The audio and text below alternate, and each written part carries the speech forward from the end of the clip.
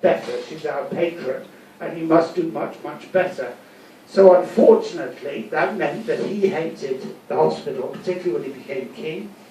And the Act of Parliament went through in about 1825. Yeah, about 1825.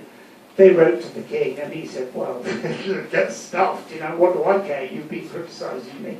It's one of the periods in history, very few, where the hospital wasn't protected.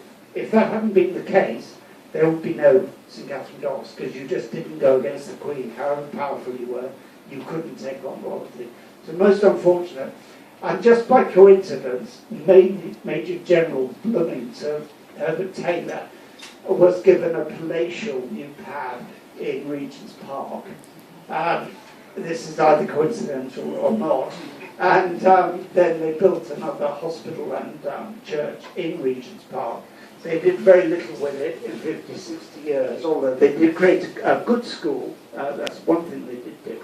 And then finally, the East End vicars, not least Father Lauder and famous St Peter's in Wapping, said, come on, get off your big bottoms, you've got lots of money, and you're sitting there in Regent's Park doing nothing. You've got all this money because you're supposed to be looking after the East End. And so thankfully they did. They moved back to the East End, and they're now at Limehouse. Okay, so enough.